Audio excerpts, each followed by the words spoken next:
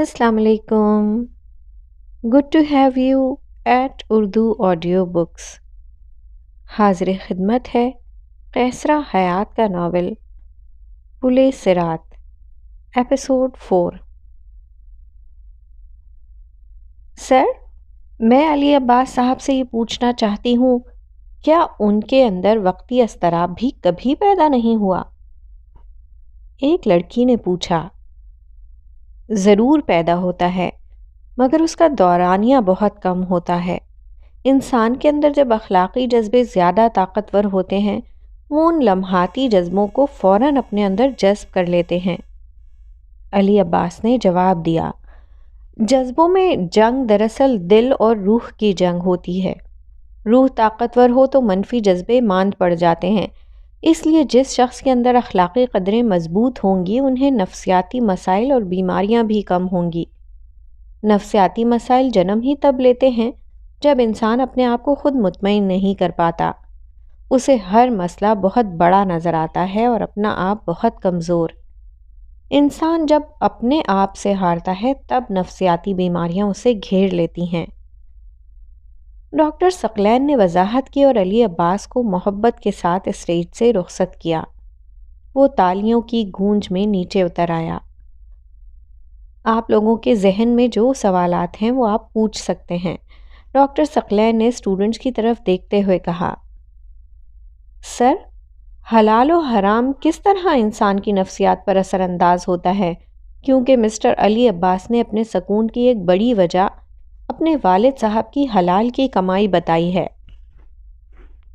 तीसरी रॉ में बैठी मोमना ने पूछा, जिसने नकाब पहन रखा था और सिर्फ उसकी आंखें नजर आ रही थीं। मैं जवाबात के लिए सबसे पहले स्टूडेंट्स को दावत देता हूँ, क्योंकि नौजवान जहन ज़्यादा मुतहर्रिक होते हैं। क्या आप में से कोई इस सवाल का जवाब देना चाहेगा? डॉक्टर सकलैन ने पूछा। एक लड़की ने हाथ खड़ा किया और स्टेज के करीब आकर माइक पकड़ा। हलाल अल्लाह की बताई हुई पाक चीज़ें हैं और हराम नापाक, लड़की ने जवाब दिया। लेकिन सर, सवाल ये पैदा होता है कि हलाल और हराम दोनों अल्लाह की पैदा करदा चीज़ें हैं, तो फिर हलाल को पाक और जायज़ और हराम को नाजायज़ क्यों कहा गया है? एक दाढ़ी वाले लड़के ने सवाल किया। हलाल और हराम का फ़लसफ़ा बहुत पेचीदा भी है और बहुत वाज़े भी। हर वो शय जो बीज से ग़िज़ा और ग़िज़ा से जुज़्वे बदन बनने तक बेज़रर है वो हलाल है, और जिसमें कहीं भी कराहियत और नुकसान का अंदेशा भी है वो हराम है। अल्लाह रब्बुल इज़्ज़त बहुत अलीम व ख़बीर और बारीक बीन है। इंसान का जिस्मानी निज़ाम भी इंतहाई पेचीदा और दक़ीक़ है। इसको समझना इंसान के लिए बहुत मुश्किल है, और रूह का मामला इससे भी पेचीदा है। मगर जैसे जिस्म के सारे निज़ाम एक दूसरे से बहुत मरबूत हैं, इसी तरह रूह और जिस्म का ताल्लुक़ भी बहुत मज़बूत है। इंसान जो कुछ खाता और पीता है, उसके असरात उसकी रूह में ज़ाहिर होते हैं। इस लतीफ़ नुक्ते को इमाम इब्न क़य्यिम ने वाज़े किया है कि इंसान जो खुराक खाता है वो जिस्म को ताकत देती है, और वो ताकत रूह को तक़वियत देती है। अगर इंसान हलाल चीज़ खाता है तो रूह पर उसका असर अच्छा होगा, और अगर हराम व ख़बीस चीज़ें खाएगा तो उसकी खबासत रूह में ज़ाहिर होगी और इंसान से बुरे अमाल सरजद होंगे। अब इसी बात को साइंसी नुक्ते निगाह से देख लेते हैं। इंसान जो ग़िज़ा इस्तेमाल करता है वो रगों में सफ़ेद या सुर्ख ज़र्रात बनकर दौड़ती है, तो फिर इसे जिस्म या तो तसरीफ़ के ज़रिए यानी कैटाबॉलिज़म के ज़रिए अपने अंदर जज़्ब कर लेता है। चुनांचा वो ताकत की सूरत में तब्दील हो जाती है जिसके ज़रिए हम ज़िंदा रहते हैं और हरकत करते हैं, या तामीर की सूरत यानी एनाबॉलिज़म में तब्दील हो जाती है। लिहाजा वो उस सूरत में खुलियात में तब्दील हो जाती है। इस तरह जिस्म को हरकत देने वाले उज़लात पट्ठों व क़ल्ब के उज़लात को हरकत देने या इंसान की सोच को बनाने में अहम किरदार अदा करते हैं। जब ख़बीस या हराम शय इंसान के पेट में जाती है तो वो उसकी रगों में दौरान खून के साथ गश्त करती है, तो फिर वो ख़बीस शय उसके क़ल्ब यानी दिल और उसकी ज़बान उसकी सोच से ज़ाहिर होती है। इसी तरह हराम शय का असर इंसान की रूह और उसके अमल के ज़रिए ज़ाहिर होता है। हर हराम शय में कहीं कहीं क़बाहत और बुराई है, جیسے مردار کا گوشت ایک صحت مند انسان کے جسم میں متعدد بیماریوں کا باعث بنتا ہے کیونکہ خون اس کے جسم سے خارج نہیں ہوتا، اور خون میں بہت سے جراثیم اور بیکٹیریا موجود ہوتے ہیں جو بیماریاں ہیں۔ سور کے گوشت میں بھی بیماری ہے اور اس سے انسان میں شہوت کے جذبات پیدا ہوتے ہیں، اور شراب کو ام الخبائث یعنی برائیوں کی جڑ کہا گیا ہے کیونکہ یہ بہت سی اخلاقی و جسمانی برائیوں کا دروازہ کھولتی ہے۔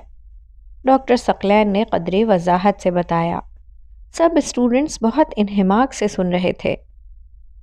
سر، سود کھانا، رشوت لینا اور کسی کا حق مارنا یہ بھی ناجائز اور حرام ہے، لیکن جب اس کمائی سے حلال چیزیں کھائی جاتی ہیں تو پھر ان کا اثر روح پر کس طرح ہوگا، جبکہ خوراک تو حلال اور جائز چیزوں پر مشتمل ہوگی؟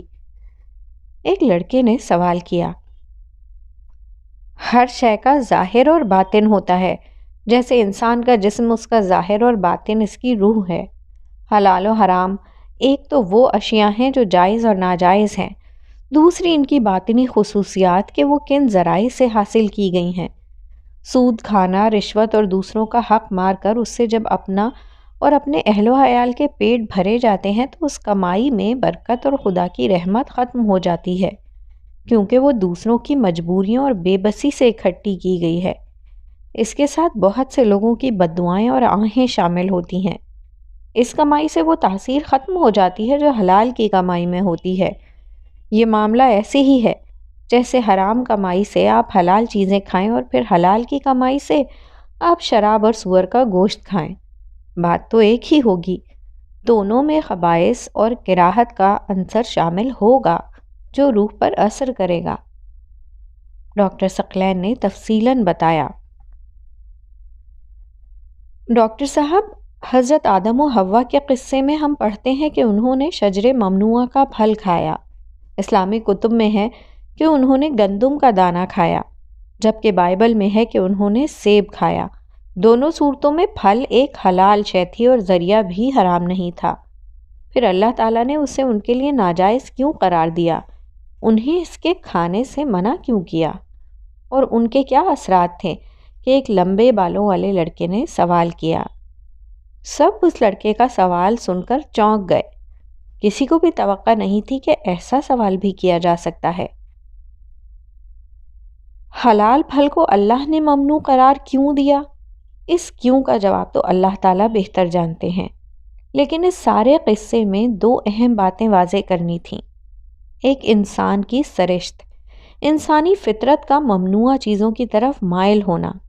وہ ضرور ان چیزوں کی جستجو کرے گا جن سے منع کیا گیا ہے، اور پھر ممنوعہ چیزوں کے بارے میں ان کے اثرات سننے میں آیا ہے کہ شجر ممنوعہ کا پھل کھانے سے پہلے وہ اپنے جنسی اعضاء سے ناواقف تھے۔ سارے جسم پر ناخنوں جیسا لباس تھا، وہ ایک دوسرے کے جسموں سے بے خبر تھے۔ جیسے ہی انہوں نے پھل کھایا ان کے سطر کھل گئے اور ان کے جنسی اعضاء واضح ہو گئے۔ انہیں ایک دوسرے سے شرم محسوس ہونے لگی، اور قرآن پاک میں ہے کہ انہوں نے درختوں کے پتے اپنے اوپر چپکانے شروع کر دیے، اور انہیں اللہ سے بھی شرم محسوس ہونے لگی، اور وہ اللہ سے توبہ استغفار کرنے لگے۔ شجر ممنوعہ کے کھانے اور جنسی اعضاء کے واضح ہونے میں ایک اہم نقطہ پوشیدہ ہے، جو کہ انسان جو کچھ بھی کھائے گا اس کا اس کے جسم اور روح پر گہرا اثر ہوگا۔ انہوں نے پھل کھایا اور ان کے جسم عیاں ہو گئے، اور روحانی طور پر وہ ندامت محسوس کرنے لگے۔ ان کی روحوں پر دکھ، افسردگی اور غم طاری ہو گیا، اور وہ پچھتانے لگے، رونے لگے۔ آپ دیکھیے، انسان دنیا میں 3 اہم امور سر انجام دیتا ہے۔ زندہ رہنے کے لیے رزق کماتا ہے اور ساری زندگی یہ کام سر انجام دیتا ہے۔ دوسرا کام جو وہ مرنے تک کرتا ہے وہ کھانے پینے میں مصروف رہنا ہے۔ تیسرا کام، زندگی کی آخری سانسوں تک وہ کمائی کے علاوہ اور بہت سے کام بھی کرتا ہے۔ اچھے یا برے اعمال اس کی سوچ اور فکر کے نتیجے میں سرزد ہوتے ہیں، اور اس کی سوچ و فکر اس کے اندر کی عکاس ہوتی ہے۔ ہر ممنوع اور حرام شے کا انسان کے جسم، روح اور پھر اس کے ارد گرد کے لوگوں پر گہرا اثر ہوتا ہے۔ چنانچہ اللہ تعالیٰ ان چیزوں کو آغاز سے ہی منع کر دیتا ہے جو فرد اور معاشرے کے لیے نقصان دہ ہو سکتے ہیں۔ ڈاکٹر ثقلین نے تفصیلاً بتایا۔ کوئی اور سوال؟ ڈاکٹر ثقلین نے پوچھا، لیکن سب اسٹوڈنٹس خاموش تھے۔ ایک نے تالی بجائی اور پھر سب نے تالیاں بجا کر ان کا شکریہ ادا کیا۔ Thank you very much doctor صاحب، آپ نے اپنا قیمتی وقت ہمارے طلباء و طالبات کو دیا، ہم آپ کے بے حد مشکور ہیں۔ ڈین نے اسٹوڈنٹس کی جانب سے شکریہ ادا کیا۔ میرا مشن اپنی نوجوان نسل کی رہنمائی کرنا ہے۔ ہماری یوتھ جینیس بھی ہے اور بہت مضطرب بھی۔ ان کے اندر بہت زیادہ اضطراب ہے جو اکثر ذہنی اور جسمانی انتشار کی صورت میں سامنے آتا ہے۔ میں اپنے طلباء و طالبات کی بھرپور رہنمائی کے لیے حاضر ہوں۔ آپ میں سے جن اسٹوڈنٹس کو مجھ سے گائیڈنس لینے کی ضرورت محسوس ہو، میں حاضر ہوں۔ ڈاکٹر ثقلین نے اپنے کانٹیکٹ نمبرز لکھوائے اور اسٹیج سے اتر آئے۔ اسٹوڈنٹس نے انہیں گھیر لیا اور ان سے مختلف موضوعات پر انفارمیشن لینے لگے۔ صبح 9 بجے سے شروع ہونے والا سیشن سپہر 3 بجے ختم ہوا، مگر کسی کو بھی بوریت اور تھکاوٹ کا احساس نہ ہوا۔ اسٹوڈنٹس بہت مطمئن تھے اور ڈاکٹر ثقلین کی زبردست تعریف کر رہے تھے۔ ان سے تعریفی کلمات سن کر ڈاکٹر ثقلین خوش ہو رہے تھے۔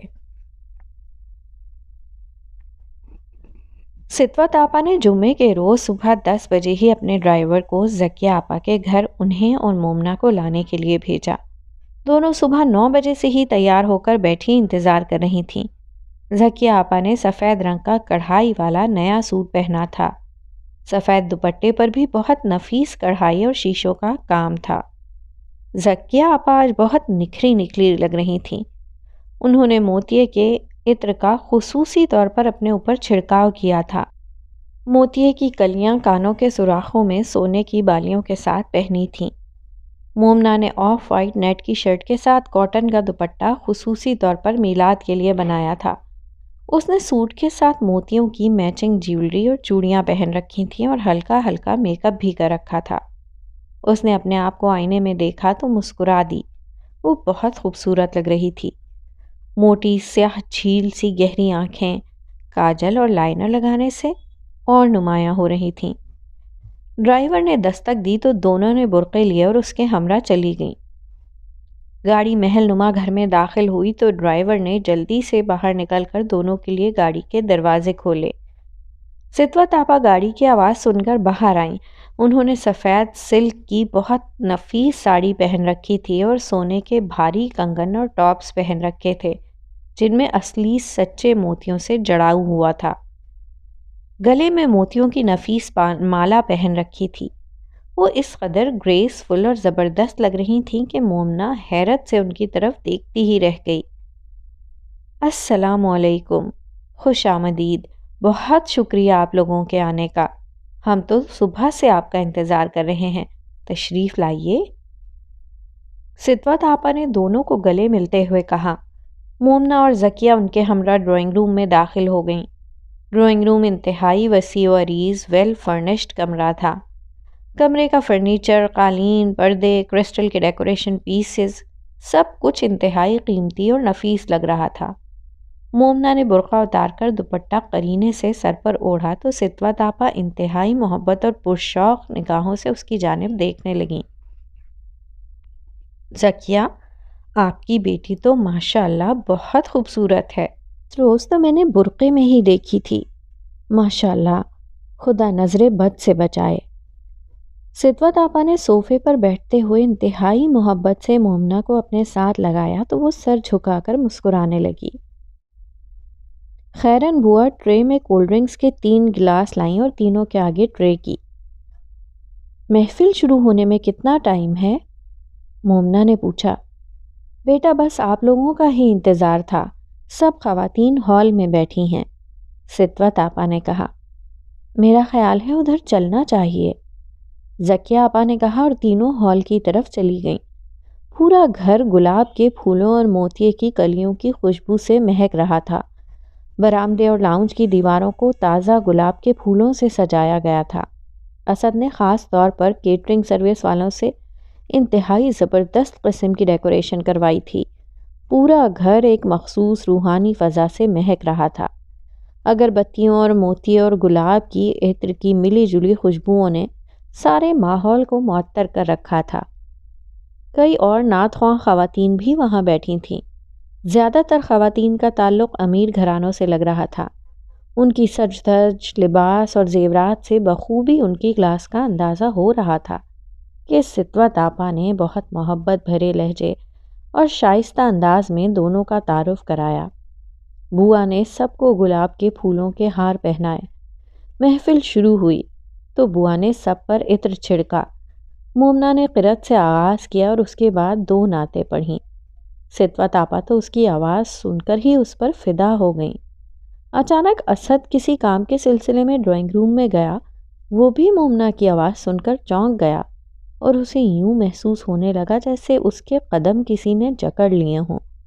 اس نے جلدی سے باہر نکل کر لاؤنج کی طرف دیکھا مگر مومنہ کا چہرہ اسے سائیڈ سے نظر آیا۔ آف وائٹ دوپٹے میں لپٹا سرخ و سفید چہرہ ایک سائیڈ سے ہی اتنا پرکشش لگ رہا تھا کہ وہ پرشوق اور متجسس انداز میں اسے دیکھتا رہا۔ اچانک اس کا موبائل بجنے لگا اور وہ جلدی سے وہاں سے چلا گیا۔ میلاد کی محفل ختم ہونے کے بعد سب خواتین نے مومنہ کو بہت پیار کیا۔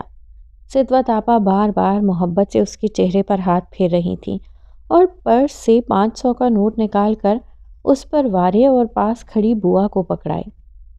اللہ پاک بچی کو نظر بد سے بچائے۔ ماشاء اللہ ایسی خوبصورت نعتیں پڑھی ہیں کہ روح سرشار ہو گئی ہے۔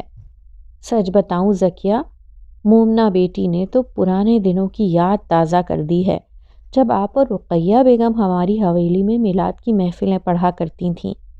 ہو بہو آپ جیسی آواز ہے، کہیں بھی محسوس نہیں ہو رہا تھا کہ آپ نہیں پڑھ رہی۔ ماشاء اللہ آپ نے بہت اچھی تربیت کی ہے۔ ستوت آپا نے زکیہ اور مومنہ کی تعریفیں کرتے ہوئے کہا۔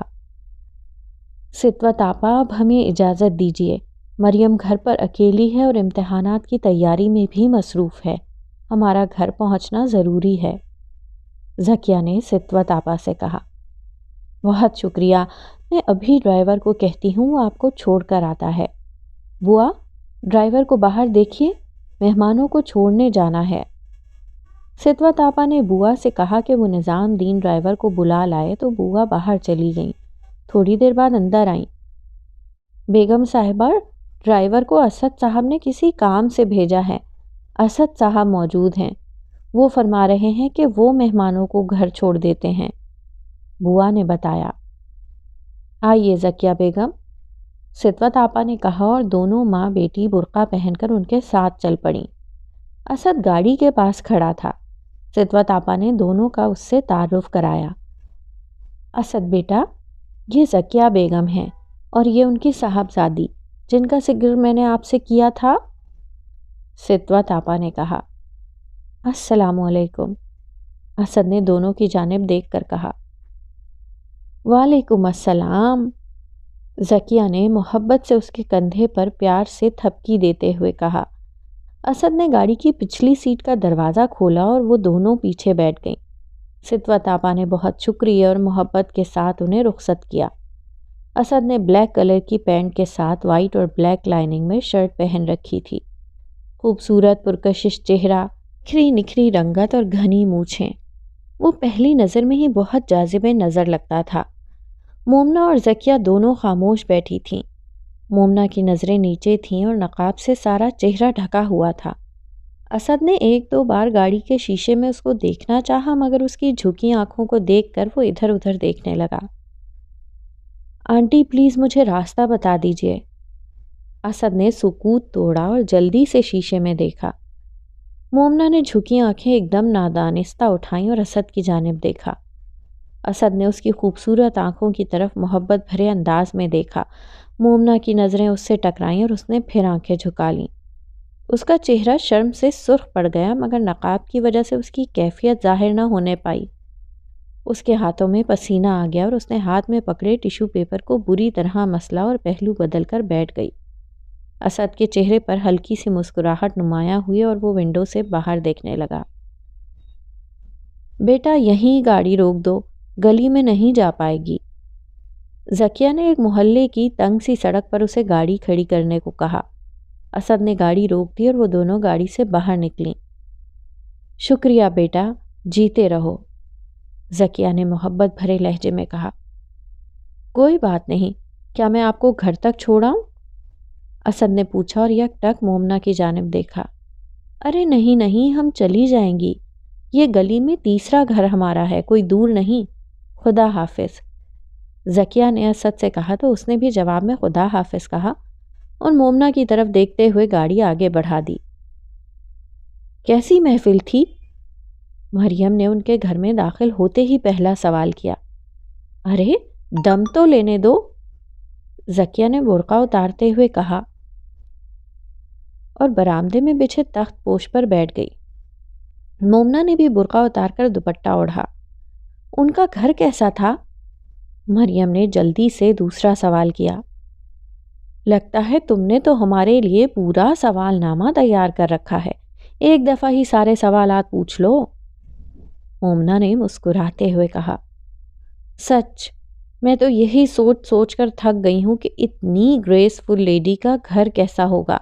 امی نے جب سے ان کی حویلی اور ان کی باتیں بتائی ہیں، مجھے تو یوں لگتا ہے جیسے وہ پرانی فلم مغل اعظم کا کوئی کردار ہو، اور ان کا گھر بھی شاہی محل جیسا ہوگا، اور وہاں چلنے پھرنے والے لوگ شاہی ملبوسات میں ہوں گے۔ مریم نے مسکرا کر پرتجسس انداز میں کہا۔ جناب، وہاں ایسا کچھ بھی نہیں تھا، البتہ ان کا گھر بہت بڑا، بہت خوبصورت اور ویل فرنشڈ ہے۔ ماما عظمت جیسی ایک پرانی بوا ضرور نظر آئیں، باقی سب کچھ نارمل تھا، مومنہ نے مسکرا کر بتایا۔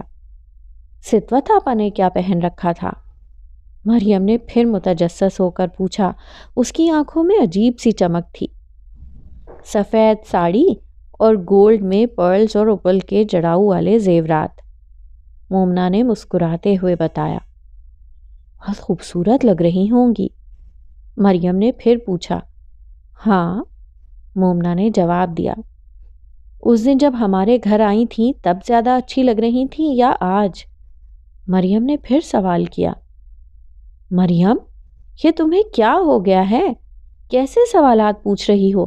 لگتا ہے تمہارے دماغ پر انہوں نے قبضہ کر لیا ہے، مومنہ نے قدرے حیرت سے کہا تو مریم ایک دم خاموش ہو گئی اور وہاں سے اٹھ کر چلی گئی۔ مومنہ کا اپنا دل کہیں الجھ گیا تھا۔ ذکیہ آپا کپڑے تبدیل کر کے لیٹ گئی تھیں اور مومنہ کپڑے تبدیل کرنے سے پہلے نادانستہ آئینے کے سامنے جا کر کھڑی ہو گئی اور اپنے آپ کو بغور دیکھنے لگی۔ اسے اسد کا گاڑی کے شیشے میں سے اسے دیکھنا بار بار یاد آ رہا تھا۔ وہ زیر لب مسکرانے لگی۔ آئینے کے سامنے کھڑی وہ اپنے زیورات اتارتی رہی، مگر اس کی آنکھیں کسی اور منظر کو بار بار دیکھ رہی تھیں۔ اس کا چہرہ سرخ ہونے لگا۔ اس کی آنکھوں سے اس کی آنکھوں کو جو پیغام ملا تھا وہ پیغام بہت دل نشین اور معنی خیز تھا۔ ظاہراً کچھ بھی نہ تھا، مگر حقیقت میں بہت کچھ بھی تھا۔ آج سے قبل کسی نے اسے ایسی نظروں سے نہیں دیکھا تھا۔ وہ یونیورسٹی میں لڑکوں کے ساتھ پڑھتی تھی، مگر شاید اس کے نقاب کو دیکھ کر ہی کلاس فیلوز احتراماً آنکھیں پھیر لیتے تھے، یا کوئی اور وجہ تھی، مگر اسد کی نظروں کا مفہوم کچھ اور تھا۔ وہ جان بوجھ کر ہمیں چھوڑنے آیا ہے، مومنہ نے چوڑیاں اتارتے ہوئے سوچا۔ ضروری تو نہیں جو میں سوچ رہی ہوں ویسا ہی ہو، ڈرائیور اچانک کسی کام سے بھی تو باہر جا سکتا ہے۔ دل نے فوراً اس سوچ کی تردید کی۔ اگر وہ مجھے ایسی نظروں سے نہ دیکھتا تو میں اس بات کو مان لیتی، مگر وہ… مومنہ سوچوں میں گم ہو گئی۔ مومنہ بیٹا، باہر جا کر دروازہ کھولو، کوئی دستک دے رہا ہے، ذکیہ آپا نے تخت پوش پر لیٹے ہوئے باہر سے آواز دی اور مومنہ کے خیالات کا تسلسل ٹوٹ گیا۔ وہ سر پر دوپٹے کو پھیلا کر لیتے ہوئے دروازے کی جانب گئی اور چہرے کو دوپٹے سے آدھا ڈھانپ کر دروازے سے باہر جھانکا۔ اس کے ہاتھ پاؤں ایک دم سن ہو گئے۔ سامنے اسد کھڑا تھا اور وہ پرشوق نگاہوں سے اس کی جانب دیکھ رہا تھا۔ مومنہ کے چہرے پر پسینہ آنے لگا اور رنگ ایک دم سرخ ہونے لگا۔ اس کی چمکتی آنکھیں، روشن پیشانی اور تمتماتے رخسار جو آدھے دوپٹے میں چھپے تھے اور آدھے باہر تھے، اس کی گھبراہٹ کو ظاہر کر رہے تھے۔ دادو آپ کو مٹھائی دینا بھول گئی تھیں، یہ مٹھائی دینے آیا ہوں۔ اسد نے مٹھائی کا بڑا سا ڈبہ بہت خوبصورت پیکنگ میں اس کی جانب بڑھایا۔ اس کی کیا ضرورت تھی؟ مومنا بمشکل بولی اور ڈبہ پکڑتے ہوئے دوپٹہ چہرے سے سرک کر نیچے آ گیا۔ اسد اسے دیکھ کر مسکرانے لگا۔ اس کی بہت ضرورت تھی۔ وہ مسکرا کر بولا، جی۔ مومنا نے جلدی سے ڈبہ پکڑ کر چہرہ چھپانا چاہا۔ اب میں چلتا ہوں، آنٹی کو سلام کہیے گا، اسد نے مسکراتے ہوئے کہا اور وہاں سے چلا گیا۔ مومنا، دروازے پر کون ہے؟ ذکیہ آپا نے آواز دے کر پوچھا۔ مومنا مٹھائی کا ڈبہ لے کر ان کی جانب آئی تو ذکیہ آپا حیرت سے اسے دیکھتی ہوئی تخت پوش پر اٹھ کر بیٹھ گئیں۔ امی، ستوت آپا نے مٹھائی بھیجی ہے، انہیں اس وقت مٹھائی دینا یاد نہیں رہی تھی، مومنا نے جلدی سے بتایا۔ لو بھلا، اس کی کیا ضرورت تھی؟ ہیں نا خاندانی لوگ، اپنی روایات کو کیسے بھول سکتے ہیں؟ مٹھائی دینے کون آیا تھا؟ ڈرائیور کو بھیجا ہوگا، ذکیہ آپا نے مٹھائی کا ڈبہ کھولتے ہوئے پوچھا۔ اسد، مومنا نے بمشکل شرما کر کہا۔ اسی لمحے مریم کمرے سے باہر نکلی اور مومنا کو سرخ چہرے اور قدرے گھبراہٹ سے اسد کہتے سن کر وہ چونکی اور معنی خیز انداز میں مومنا کی طرف دیکھنے لگی۔ یہ اسد کون ہے؟ مریم نے جان بوجھ کر پوچھا۔ ستوت آپا کا پوتا، ماشاءاللہ بڑا اچھا اور نیک بچہ ہے، ہمیں وہی تو چھوڑنے آیا تھا، ذکیہ آپا نے مٹھائی کھاتے ہوئے کہا۔ اور پھر مٹھائی دینے بھی وہ نیک اور اچھا بچہ خود ہی آ گیا؟ مریم نے مسکرا کر معنی خیز انداز میں مومنا کی طرف دیکھتے ہوئے کہا تو مومنا جلدی سے وہاں سے اٹھ کر اندر چلی گئی جیسے اس کی چوری پکڑی جانے والی ہو۔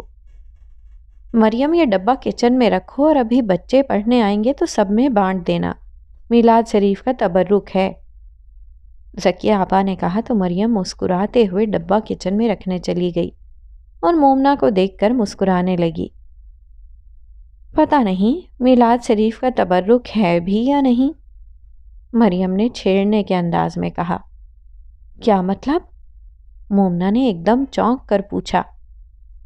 مجھے تو یہ مٹھائی کچھ کالی کالی لگ رہی ہے، اس کی اتنی زبردست پیکنگ تو کچھ اور ہی کہانی سنا رہی ہے، مریم نے آنکھیں گھماتے ہوئے سرگوشی کے انداز میں کہا۔ کیا فضول باتیں کر رہی ہو، مومنا نے خفگی سے کہا۔ ان فضول باتوں کو آپ اصل میں بہت انجوائے کر رہی ہیں، سائیکالوجی آپ پڑھتی ہیں مگر اس کی ڈاکٹر میں ہوں۔ آپ ہی یہ دوبارہ چکر لگانا، خود مٹھائی دینے آنا، آپ کا بلش ہونا، بات ہے کچھ، آپ مانیں یا نہ مانیں، مریم نے ہنستے ہوئے کہا تو مومنا ایک دم بوکھلا گئی۔ پلیز مریم، تم کیسی باتیں کر رہی ہو؟ آج تمہیں کیا ہو گیا ہے؟ پہلے ستوت آپا تمہارے دماغ میں سمائی تھی اور اب اسد کہتے ہوئے اس کی آواز قدرے نرم پڑ گئی۔ ہاں واقعی مجھے کچھ ہو گیا ہے، یقیناً میں ان سے متاثر ہو گئی ہوں۔ آپ ہی جب کوئی کسی سے متاثر ہوتا ہے تو کیا کرتا ہے؟ مریم نے شرارتی لہجے میں پوچھا۔ تمہارا سر، مومنا غصے سے گھورتی ہوئی باہر نکل گئی۔ نہیں، وہ مٹھائی کا ڈبہ دے کر جاتا ہے، مریم نے قہقہا لگا کر کہا اور ہنستی ہوئی کچن میں چلی گئی۔